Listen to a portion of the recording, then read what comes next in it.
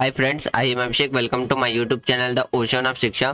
तो आज हम एम लक्ष्मीकांत का जो थर्ड पार्ट है हमारा सेंट्रल गवर्नमेंट, उसका हम चैप्टर 26 डिस्कस करेंगे, जो कि है हमारा सुप्रीम कोर्ट ऑफ इंडिया, यानी कि भारत की सर्वोच्च न्यायालय या हम उच्चतम न्यायालय के बारे में डिस्कस करेंगे। ऑलरेडी हमने एम लक्ष्मीकांत के थर्ड पार्ट यानी कि थर्ड पार्ट के चैप्टर 25 तक कंप्लीट कर लिया है। अभी हम चैप्टर 26 डिस्कस करेंगे, जो कि हमारा लेक्चर बाय लेक्चर हम डिस्कस करते चलेंगे। ऑलरेडी जो हमारा फर्स्ट पार्ट था, यहाँ पे मैं बता देता हूँ, जैसे कि जो हमारा फर्स्ट पार्ट था वो था कॉन्स्टिट्यूशनल फ्रेमवर्क। इसमें हमने टोटल 11 चैप्टर डिस्कस किया था। इन 11 चैप्टर में हमने क्या क्या डिस्कस किया था? सबसे पहले जो हमने डिस्कस किया था वो था हमारे कॉन्स्टिट्यूशंस का हिस्टोरिकल बैकग्राउंड। दूसरा था हमारा मेकिंग ऑफ द कॉन्स्टिट्यूशन। तीसरा चैप्टर था हमारा silent feature of the constitution. Fourth chapter था preamble of the constitution. Fifth chapter था union and territories. Sixth chapter था सिटीजनशिप। सेवंथ चैप्टर में हमने डिस्कस किया था हमारे फंडामेंटल राइट के बारे में। और 8th चैप्टर में हमने directive principle of state policy यानी कि डीपीएसपी के बारे में डिस्कस किया था। 9th चैप्टर में हमने फंडामेंटल ड्यूटीज के बारे में। 10th चैप्टर में हमने अमेंडमेंट ऑफ द कॉन्स्टिट्यूशन। और 11th चैप्टर में हमने basic structure of the constitution के बारे में डिस्कस किया था। उसके बाद हमने पार्ट 2 डिस्कस किया था। पार्ट 2 में हमने टोटल कितने, तो इसमें हमने 5 चैप्टर डिस्कस किए थे, चैप्टर 12 से लेकर के चैप्टर 16 तक। तो इसमें हमने कौन कौन से चैप्टर डिस्कस किया था? जो कि था हमारा सिस्टम ऑफ गवर्नमेंट, जिसमें हमने पार्लियामेंट्री सिस्टम के बारे में डिस्कस किया था। चैप्टर 13 में हमने फेडरल सिस्टम के बारे में डिस्कस किया था। चैप्टर 14 में सेंट्रल एंड स्टेट की क्या क्या संबंध देखने को मिलते, क्या रिलेशन है, उसके बारे में डिस्कस किया था। चैप्टर 15 में हमने इंटर स्टेट रिलेशंस यानी कि एक राज्य का दूसरे राज्य के साथ कैसा रिलेशन देखने को मिलता है, उसको डिस्कस किया था। चैप्टर 16 में हमने इमरजेंसी प्रोविंस के बारे में, आपातकाल के बारे में डिस्कस किया था। अभी हम एम लक्ष्मीकांत का थर्ड चैप्टर डिस्कस कर रहे हैं, जिसमें टोटल कितने, अगर हम बात करते हैं तो इसमें चैप्टर 17 से लेकर के चैप्टर हमें कहाँ तक डिस्कस करना है, चैप्टर 29 तक। ऑलरेडी इसमें से हमने चैप्टर 17 से 25 डिस्कस कर लिया है और अभी हम चैप्टर 26 डिस्कस करेंगे। इन जो चैप्टर में हमने डिस्कस किया था, पार्ट थर्ड में प्रेसिडेंट के बारे में डिस्कस किया था। चैप्टर 18 में वाइस प्रेसिडेंट। चैप्टर 19 में हमने प्राइम मिनिस्टर। चैप्टर 20 में central council of minister. Chapter 21 में कैबिनेट कमिटीज। चैप्टर नंबर 22 में पार्लियामेंट। चैप्टर 23 में पार्लियामेंट्री कमिटीज। चैप्टर 24 में पार्लियामेंट्री फोरम। चैप्टर 25 में पार्लियामेंट्री ग्रुप के बारे में डिस्कस कर लिया था। अब हम सुप्रीम कोर्ट यानी कि बात करते हैं उच्चतम न्यायालय या सर्वोच्च न्यायालय के बारे में डिस्कस करेंगे। इसको इरेज कर लेते हैं। तो आज की वीडियो में हम क्या क्या डिस्कस करेंगे? सबसे पहले इंट्रोडक्शंस देखेंगे। इंट्रोडक्शंस देखने के बाद हम देखेंगे कि जो जजेस है हमारी कंट्री के, किस तरीके से हमें उनकी अपॉइंटमेंट देखने को मिलती है। फिर बात करेंगे किस तरीके क्या उनकी क्वालिफिकेशंस होनी चाहिए, उनका टेन्योर क्या देखने को मिलता है, सैलरी और अलाउंसेस क्या क्या देखने को मिलता है। फिर हम किस प्रोसेस के द्वारा एक सुप्रीम कोर्ट के जजेस को हटाया जाता है, इसके बारे में हम डिस्कस करेंगे। सबसे पहले हम बात करते हैं इंट्रोडक्शंस के बारे में। जैसे कि हमें पता है कि हमारी कॉन्स्टिट्यूशन या आप कह सकते हैं कि हमारी यहाँ पे कंट्रीज में क्या है, हमारी गवर्नमेंट के 3 ऑर्गन्स हैं। वो 3 ऑर्गन कौन कौन से? पहला है आपका लेजिस्लेटिव, दूसरा है एग्जीक्यूटिव और तीसरा है जुडिशरी। ये 3 ऑर्गन हमें अपनी गवर्नमेंट की देखने को मिलती है। लेजिस्लेटिव का काम होता है लॉ बनाना, एग्जीक्यूटिव का काम होता है लॉ को पास करना, और जुडिशरी का काम होता है किसका, जस्टिस के रिगार्डिंग में जो काम है वो किसका होता है, जुडिशरी का काम होता है। तो जुडिशरी को क्या है, हमारे पार्लियामेंट से भी क्या रखा गया है, अलग रखा गया है, यानी कि इंडिपेंडेंस रखा गया है। इसका मेन कारण क्या है कि जुडिशरी अगर पार्लियामेंट से अलग रखने का, कि ताकि जुडिशरी क्या है, एक निष्पक्ष होकर के बिना किसी के दबाव में रहकर के क्या कर सकता है, काम कर सके। तो इसीलिए जुडिशरी को क्या रखा गया, पार्लियामेंट से इंडिपेंडेंस रखा गया है। अगर हम कोर्ट की बात करते हैं, सुप्रीम कोर्ट की बात करते हैं, तो सुप्रीम कोर्ट हमारी कंट्री में जितनी भी जो कोर्ट्स हैं उन सबका क्या माना जाता है, हेड माना जाता है। अब देखिए, अगर हम बात करते हैं हमारी कंट्री में क्या है, आप ऐसे देख सकते हैं, सबसे ऊपर आता है हमारा सुप्रीम कोर्ट, स्टेट लेवल पे हमारा हाई कोर्ट, और फिर आपको डिस्ट्रिक्ट कोर्ट देखने को मिलेगा जो डिस्ट्रिक्ट लेवल पे देखने को मिलता है। हाई कोर्ट जो हमारा सुप्रीम कोर्ट होता है उसको हम अपील का यानी कि अपील के अंतिम अदालत के रूप से भी जानते हैं। तो जो हमारी कंट्री का जो सुप्रीम कोर्ट है या जो उच्चतम न्यायालय है या हम सर्वोच्च न्यायालय है उसको हम किस नाम से और जानते हैं? अपील के अंतिम अदालत के नाम से भी जानते हैं। इसका मेन कारण क्या है? एग्जाम्पल के तौर पे समझिए, यानी कि दो पर्सन है एक्स एंड वाई, इन दोनों के बीच में अगर कोई कंफ्लिक्ट होता है और वो जाके डिस्ट्रिक्ट कोर्ट में जाकर के क्या करते हैं? अपील करते हैं। और डिस्ट्रिक्ट कोर्ट क्या है? वाई पर्सन्स के फेवर में जजमेंट सुनाता है, तो एक्स पर्सन्स क्या कर सकता है? हाई कोर्ट में जाकर के दोबारा से अपील कर सकता है। अगर हाई कोर्ट के डिसीजन से अगर वो जस्टिफाइड नहीं है तो वो क्या कर सकता है? सुप्रीम कोर्ट में जाकर के अपील कर सकता है। तो सुप्रीम कोर्ट का जो डिसीजंस माना जाएगा वो क्या माना जाएगा? फाइनल डिसीजंस माना जाएगा। तो इसीलिए हम सुप्रीम कोर्ट को क्या है? अपील के अंतिम अदालत के रूप से भी जानते हैं। फिर अगर बात करते हैं कि जो जुडिशियल रिव्यू है उसमें क्या है? संवैधानिक की शक्ति के साथ साथ हमें क्या है? जुडिशियल रिव्यू यानी कि न्यायिक समीक्षा भी देखने को मिलता है।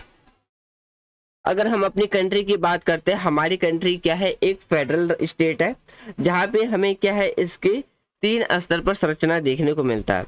जैसे कि अभी मैंने बताया था कि आपका क्या है?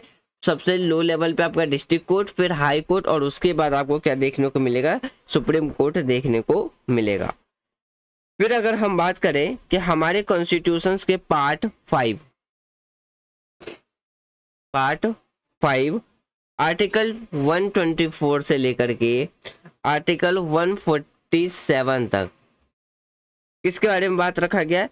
हमारी कंट्री की जो सुप्रीम कोर्ट है उसकी ऑर्गेनाइजेशंस, उसकी इंडिपेंडेंस, उसके अधिकार क्षेत्र, उनकी क्या शक्ति होगी, क्या प्रक्रिया होगी, इन सब के बारे में आर्टिकल 124 से लेकर के आर्टिकल 147 तक में रखा गया है। अब देखिए यहाँ पे हम समझते हैं आर्टिकल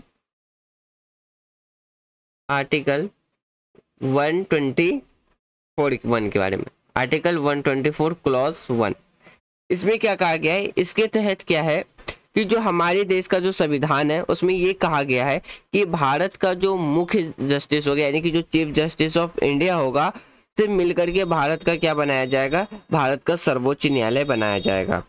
और तब तक कानून द्वारा संसद को एक बड़ी संख्या नहीं दी जाती, 7 से अधिक अन्य जो हमारे जस्टिस हैं या जो अगर हम बात करते हैं जो न्यायाधीश हैं वो नहीं होंगे।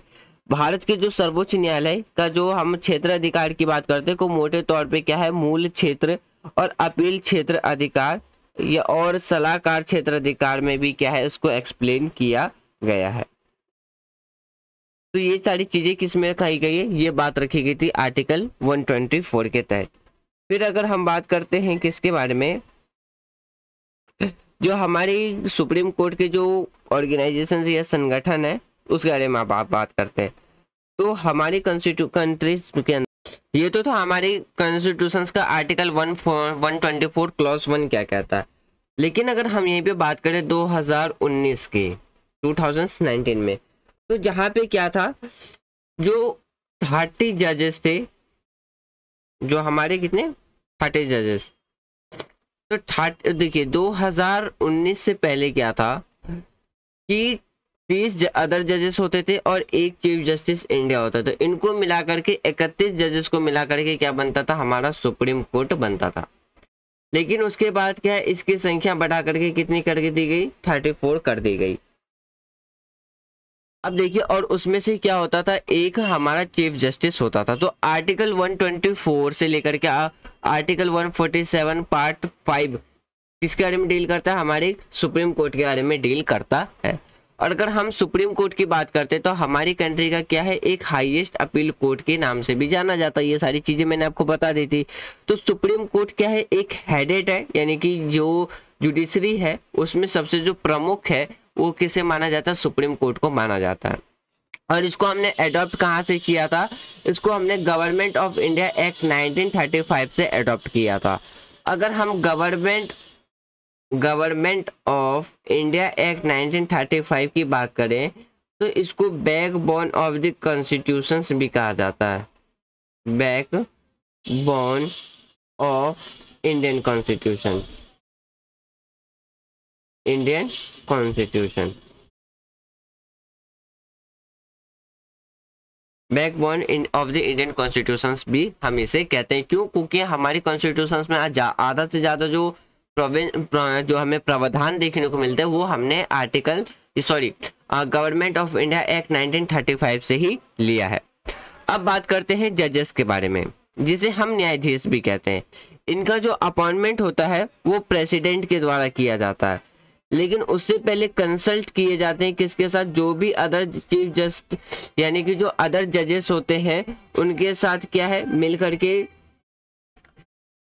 जो आवश्यक समझौते होते हैं या उनकी नियुक्ति के लिए जो भी परामर्श लिए जाते हैं वो जजेस के द्वारा क्या है, जो परामर्श दिए जाते हैं तो उसके एडवाइस पे, उसके कंसल्ट के बेसिस पे क्या है, प्रेसिडेंट के द्वारा चीफ जस्टिस ऑफ इंडिया को अपॉइंटमेंट करता, मतलब जजेस की अपॉइंटमेंट करता है किसके कंसल्ट पे? चीफ जस्टिस ऑफ इंडिया के कंसल्ट पे। अगर हम बात करते हैं appointment of chief justice of India के बारे में, तो जो सेकंड जजेस केस होता है हमारा 1993 का, जिसमें कि जो सुप्रीम कोर्ट है वो रूल करता है सीनियर मोस्ट जजेस of the supreme court should allowed to be appointment as the chief justice of India. यानी कि दूसरे न्यायाधीश मामले 1993 की बात करें तो उसमें सुप्रीम कोर्ट ने एक फैसला सुनाया था कि जो सुप्रीम कोर्ट के जो सबसे सीनियर जजेस होंगे या सबसे वरिष्ठ जो न्यायाधीश होंगे को ही क्या बनाया जाएगा? चीफ जस्टिस ऑफ इंडिया बनाया जाना चाहिए। फिर अब देखिए कि क्वालिफिकेशंस क्या क्या होनी चाहिए। तो सबसे पहले क्या होनी चाहिए कि वो भारत के सिटीजन्स होने चाहिए, यानी कि उनके पास जो नागरिकता होनी चाहिए वो कहाँ की होनी चाहिए? भारत, हमारे देश यानी कि भारत की होनी चाहिए। और वो 5 साल किसी भी हाई कोर्ट में वो क्या कर रह चुके हो? 5 साल जज के रूप में काम कर चुके, और किसी भी हाई कोर्ट के अंदर वो क्या कर चुके हो? 10 साल एज अ एडवोकेट के तौर पे अपनी जो सर्विसेज हैं वो दिए जा चुके होने चाहिए।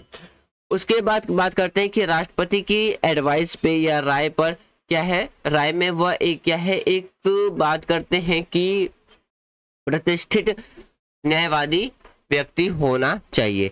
तो इस तरीके इस क्वालिफिकेशंस रिक्वायरमेंट फुलफिल करके क्या है, हमारी कंट्री के किसी भी जस्टिस को चीफ जस्टिस ऑफ इंडिया या सुप्रीम कोर्ट के जज के बनने के लिए ये क्वालिफिकेशंस रखी गई है। अगर हम इनके टेनवर यानी कि समय काल की बात करते हैं तो इनकी एज या तो 65 होनी चाहिए, यानी कि 65 वर्ष की आयु तक ये पद पे रहते हैं। और अगर राष्ट्रपति को ये पत्र में लिख करके ये चाहे तो इस्तीफा भी दे सकते हैं। तो संसद के अगर हम बात करते हैं अनुशासन पर क्या है, राष्ट्रपति द्वारा है क्या है, इन्हें पद से हटाया जा सकता है। फिर बात करते हैं जो इन्हें सैलरी या अलाउंसेस दी जाती है। तो देखिए जो भी सुप्रीम कोर्ट के जजेस के पास जो सैलरी या अलाउंसेस की बात करते हैं, तो न्यायाधीश की जो वेतन है या हम उनके भत्ते की बात करते हैं, विशेष अधिकार की बात करते हैं, छुट्टी, पेंशन्स को उनके कार्यकाल के दौरान ही क्या है, वित्त आपातकाल को छोड़ करके कम नहीं किया जा सकता है। फिर बात करते हैं जो रिटायर्ड जज होते हैं उनके जो पेंशन्स हैं वो इक्वल होते हैं किसकी, उनकी जो सैलरीज होते हैं उनके 50% क्या होते हैं, उनकी पेंशन्स के रूप में उन्हें दिए जाते हैं। अब बात करते हैं उनको रिमूव करने का क्या प्रोसेस हमें देखने को मिलता है। तो किसी भी कंट्री जो हमारी कंट्री के जो सुप्रीम कोर्ट के जो चीफ जस्टिस ऑफ इंडिया है या जो जजेस हैं उनको हटाने के लिए क्या है, राष्ट्रपति के द्वारा ही क्या है आदेश जारी किया जाता है। और किसी भी न्यायाधीश को उनके पोस्ट से हटाने के लिए क्या है, राष्ट्रपति ऐसा आदेश केवल क्या है तभी ला सकता है जब पार्लियामेंट के द्वारा क्या किया जा रहा हो, रिकमेंडेशंस दी जा रही हो। तो जो किसी भी कोर्ट्स के जो जजेस को रिमूव करने के लिए क्या है, 2 कैटेगरीज फुलफिल होने चाहिए, यानी कि 2 कंडीशंस पे ही क्या है जजेस को रिमूव किया जा सकता है। पहला, ये प्रूव हो जाए कि उनका जो बिहेवियर है वो मिसबिहेवियर है या वो अब इनकैपेसिटी यानी कि वो अब उनकी जो क्षमता है वो अक्षमता में है, यानी कि अक्षमता के बेस पे, और जो उनका जो दुर्व्यवहार है जब वो सिद्ध हो जाता है तो इस बेसिस पे क्या है जजेस को रिमूव कर दिया जाता है। जो हमारा जजेस इंक्वायरी एक्ट 1968 है उसको रेगुलेट करके क्या कर दिया गया कि किसी भी न्यायाधीश को हटाने से संबंधित जो प्रक्रिया है उसको क्या करता है, कंट्रोल यानी कि नियंत्रण करता है। क्या, तो हमारा जो जजेस इंक्वायरी एक्ट 1968 है वो। उसके बाद बात करते हैं कि लोकसभा में 110 मेंबर और राज्यसभा में 50 मेंबर्स जो कि गिवन टू स्पीकर या चेयरमैन पर्सन्स को क्या है, जिसे हम बात करते हैं अध्यक्ष या जो हमारा जैसे कि अध्यक्ष हो गया या सभापति हो गया, को क्या है एक प्रस्ताव यानी कि उसको निष्कासन करने के लिए क्या है प्रस्ताव को दिया जाना यानी कि दिया जाता है, जो कि उसे स्वीकार भी कर सकते हैं या उसे रिजेक्ट भी कर सकते हैं। यदि स्वीकार किया जाता है तो जो आरोप है तो उसकी क्या की जाएगी, जांच की जाएगी। यानी कि किसी भी जो जजेस को जब उसके पोस्ट से रिमूव किया जाएगा तो लोकसभा या राज्यसभा के जो चेयरपर्सन हैं स्पीकर से जब उन्हें रिटर्न में दिया जाएगा तो उन पे डिपेंड करता है, या तो उस मोशंस को एक्सेप्ट भी कर सकते हैं या रिजेक्ट भी कर सकते हैं। यदि उस मोशंस को वो एक्सेप्ट कर लेते हैं यानी कि जो बात करते जो प्रस्ताव उन्हें दिया जा रहा है अगर वो उसे एक्सेप्ट करते हैं तो उस पर वो क्या की जाएगी, जांच यानी कि उसकी जांच की जाएगी। और उसके जांच करने के लिए क्या किया जाएगा, 3 सदस्य की यानी कि 3 मेंबर्स की एक कमेटी बनाई जाएगी, जिसमें कि चीफ जस्टिस ऑफ इंडिया और 2 अदर जजेस यानी कि सुप्रीम कोर्ट के चीफ जजेस होंगे और हाई कोर्ट के जजेस हमें इसमें देखने को मिलेगा। यानी कि इस समिति में चीफ जस्टिस ऑफ इंडिया या सुप्रीम कोर्ट के जो जज हैं या हाई कोर्ट के एक चीफ जज हो गए और एक प्रतिष्ठित जो न्याय यानी कि न्यायवादी हैं वो क्या होंगे, इसमें शामिल होंगे। यदि समिति न्यायाधीशों को दोषी पाती है यानी कि जो कमेटी बनाई गई है वो अपनी इंक्वायरीज में क्या है जजेस को यदि गिल्टी पाया जाता है या इनकेपेबल पाया जाता है तो इस कंडीशंस में क्या होता है, वे सदन में प्रस्ताव पर क्या करते हैं, वो विचार करते हैं और प्रत्येक सदन को विशेष यानी कि एक स्पेशल मेजोरिटी के द्वारा क्या है मोशंस को पास किया जाता है। तो उसके बाद क्या है कि जो तब प्रेसिडेंट के एडवाइस पे क्या है जो जजेस हैं उनको उनकी पोस्ट से रिमूव कर दिया जाता है।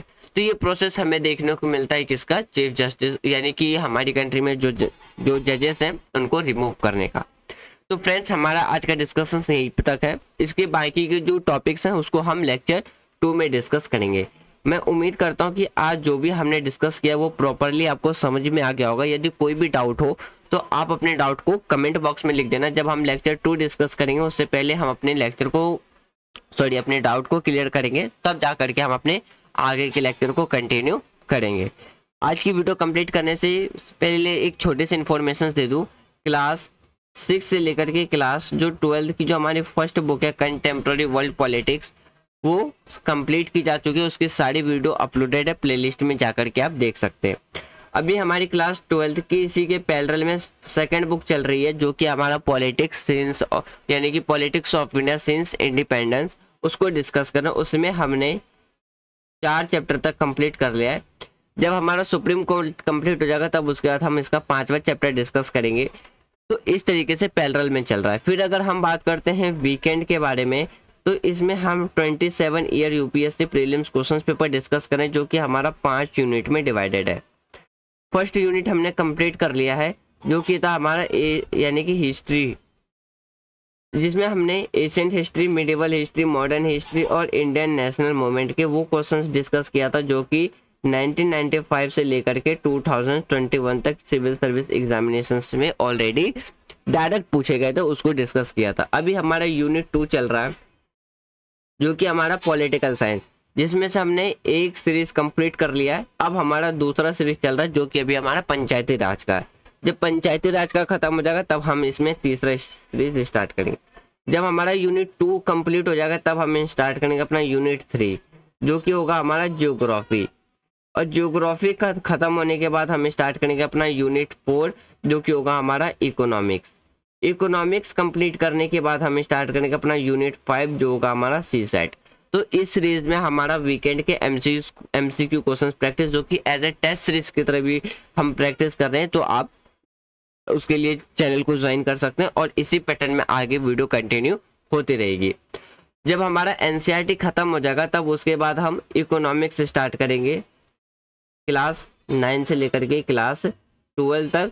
इसके पैरेलल में एम लक्ष्मीकांत के पैरेलल के साथ साथ अब हम इकोनॉमिक्स भी स्टार्ट करेंगे। तो फ्रेंड्स मैं उम्मीद करता हूँ कि आपको ये जो वीडियोस है वो आपको पसंद आ रही होगी। तो आप चैनल को लाइक कर सकते हैं, शेयर कर सकते हैं एंड चैनल को सब्सक्राइब कर सकते हैं। Thanks for watching friends, take care, जय हिंद।